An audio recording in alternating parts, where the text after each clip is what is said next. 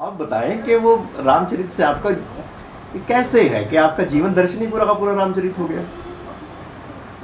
रामायण से हमारा बहुत पुराना जुड़ाव है और बहुत गहरा। जब हम पढ़ते थे, ये पढ़ने की बात हमारी 1959 और 1960 की है, तो हमारा जो कॉलेज था बहुत बड़ा कॉलेज था।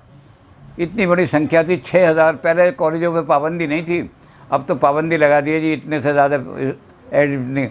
उस समय कोई पाबंदी नहीं थी, जो एडमिशन चाहे उन्हें। तो 6000 के करीब हमारे कॉलेज की संख्या थी। वो बिरला मंदिर के, दिल्ली में जहाँ बिरला मंदिर बना हुआ है और बड़ा भव्य मंदिर है जो बिरला मंदिर बना हुआ है, उस भव्य मंदिर से थोड़ी दूरी वहाँ उनका हमारा कॉलेज था।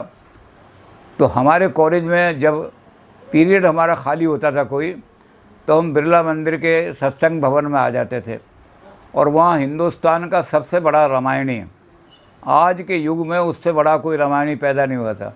वो थे श्री राम कंकर, श्रद्धेय हमारे थे, चरण पूज्य थे राम किंकर जी उपाध्याय। उनको लोगों ने युग तुलसी कहा है कि आज वो तुलसी के अवतार के रूप में आए हैं और वो तुलसी की रामायण पर सारा काम। तो हम उनके प्रवचन सुनने के लिए वहाँ अपना पीरियड जो खाली होता था वहाँ चले जाते थे, उनके प्रवचनों से सुना करते थे। और वो इतनी व्याख्या करते थे, मेरे पास उनका पूरा साहित्य है। एक एक चौपाई पर उन्होंने इतनी व्याख्या की है कि कम से कम 50-60 ग्रंथ बन गए हैं जो तुलसीदास जी की चौपाई पर। तो उनसे हमने रामायण का वचन लिया।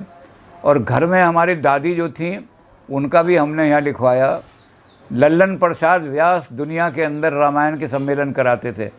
अंतर्राष्ट्रीय रामायण सम्मेलन के अध्यक्ष थे लल्लन प्रसाद व्यास। लल्लन प्रसाद जो थे व्यास यहाँ आए जब कुरुक्षेत्र, तो यहाँ कुरुक्षेत्र में उन्होंने देखा कि घर घर के अंदर सुंदरकांड के पाठ हो रहे हैं। तो उन्होंने, जो देवेंद्र स्वरूप ब्रह्मचारी बहुत पूज्य आदमी थे, बहुत ऊंचे संत थे, तो उनसे कहा कि यहाँ इतना रामायण सुंदरकांड का प्रचार क्यों है, कैसे हुआ है। तो उन्होंने बुलाया, कहने लगे जी मैं उनको बुलाता हूँ जो प्रचार कर रहे हैं। कोई मंगलवार ऐसा खाली नहीं जाता था जब हम यहाँ सुंदरकांड का प्रचार ना करते हों। कई बार तो ऐसा होता था मंगलवार को 2-2 पाठ करने सुंदरकांड के, तो एक सुबह कर रहे हैं, एक रात को कर रहे हैं। तो उन्होंने कहा जी बुलाओ उनको। तो हमें बुलाया, तो हमने उनको बताया सारा कि एक तो हम रामकिंकर जी की शरण में रहे हैं, एक हमारी दादी जो है कि जब तक रामायण की 5 या 7 चौपाई, शांति देवी, वो रामायण की 5 या 7 चौपाई नहीं पढ़ लेती थी, तब तक ना तो खुद पानी पीती थी, ना किसी बच्चे को कुछ खाने देती थी। कहती रसोई जब ही चलेगी जब भगवान का नाम हो जाएगा। तो घर में भी रामायण की रहती। तो उन्होंने अपनी किताब में लिखा है, डॉक्टर सिन्हा ने अपनी दादी से रामायण सीखी, उनका नाम और नाम भी लिख दिया। तो सारे लोग बड़े प्रसन्न हो, किताब मंगवाई उन्होंने सबने कि हमारी दादी का नाम हो गया, हमारी नानी का नाम हो गया। तो हमने कहा कि हमारी दादी रामायण की इतनी वो थी, और हम वहाँ तो केवल पढ़ती थी, कोई हमें रामायण की व्याख्या नहीं आती थी। वो रामायण में श्रद्धा थी कि कम से कम सतपंच चौपाई मनोहर जानी जो मन धरे। तो तुलसी क्या करते, उन्होंने कहा उनके सारे दुख जो हैं भगवान, तो चौपाई 5 या 7 जो मनोहर हैं, आपके मन को अच्छी लगती हैं, उन चौपाइयों का रोज़ाना आप पाठ किया करो, तो आपको सारे जितने आपके क्लेश हैं वो दूर हो जाएंगे। अच्छा, तो दादी जो ये बताएं कि जो रामायण है उससे आपको अपने व्यक्तिगत जीवन में क्या मिला है, क्या हासिल हुआ है? अब व्यक्ति जीवन में रामायण से मिलना बड़ा मुश्किल है। यहाँ एक बहुत बड़े चीफ इंजीनियर की पोस्ट से एक आदमी रिटायर हुए, और तनख्वाह बहुत थी इसलिए रिटायर हुए, तो पेंशन भी बहुत हो गई। तो मुझे कहने लगे कि अब मैं खाली हो गया हूँ, पेंशन मुझे बताओ क्या करना चाहिए। तो हमने कहा जी क्या करोगे आप? कहने लगे बताओ क्या करना चाहिए। हमने कहा आपकी पत्नी हमारे विश्वविद्यालय में संगीत की बहुत अच्छी संगीतज्ञ रही हैं, तो आप रामायण का प्रचार करना शुरू कर दो। आपकी पत्नी भजन गाया करेंगी सितार पर और आप प्रचार करो। तो वो बहुत बड़े आदमी थे, उन्होंने प्रचार तो शुरू कर दिया, लेकिन उनके अंदर वो अफसराना जो वृत्ति थी वो ऐसी की ऐसी रही। सारे हरियाणा के चीफ इंजीनियर थे जी, जहाँ जाते थे वो आशा करते थे कि मेरे अपॉइंट किया हुआ एक्सियन है, सुपरिंटेंडिंग इंजीनियर है, वो आके मुझे सलाम मारेगा। तो सारे आदमी आते उनकी सेवा करते थे और बढ़िया बढ़िया उनके लिए लाते थे। तो एक दिन ब्रह्म सरोवर पर उनका सत्संग हो रहा था, उन्होंने सत्संग ब्रह्म सरोवर चुना। तो मुझे कहने लगे, सिन्हा जी, मैंने तो आपके कहने से रामायण का पाठ प्रचार शुरू किया, लेकिन मुझे 3 बार हनुमान जी के साक्षात दर्शन हुए और तीनों बार हनुमान जी ने मुझे बचाया। एक बार कहते सिरसा में तो इतनी ज़बरदस्त टक्कर होने वाली थी, जो आदमी आ रहा था वो इतनी तेज़ी से गाड़ी ला रहा था और मैं आंखें मींच करके कि आज जान गई, और मैं हनुमान जी का नाम लिया तो मुझे लगा कि किसी ने उसकी गाड़ी जो है रोक दी है। तो मुझे 3 बार हनुमान जी के दर्शन हुए और आप तो 1960 से 1959 से रामायण का पाठ कर रहे हैं, आपको क्या मिला?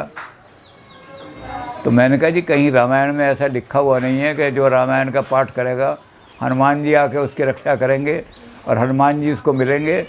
इसलिए मैंने कभी कोशिश ही नहीं की हनुमान जी के दर्शन करने की। आप पर उनकी कृपा है, हनुमान जी आ गए आपके।